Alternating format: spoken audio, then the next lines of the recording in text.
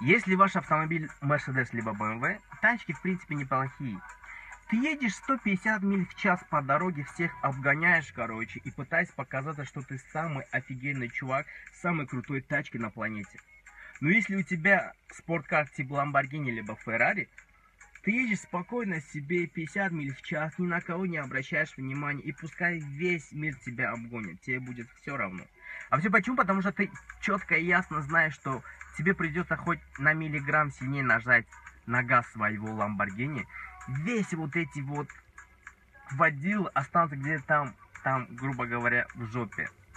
Так к чему я клоню? Если вы знаете и вы четко понимаете, что вы лучше кого-то, что вы лучше чего-то, то не стоит ни с кем спорить и тягаться. Ведь когда ты споришь с Дауном, ты опустишься на его уровень, где он задавит тебя своим бесценным опытом. Так что будьте собой, и все будет четко.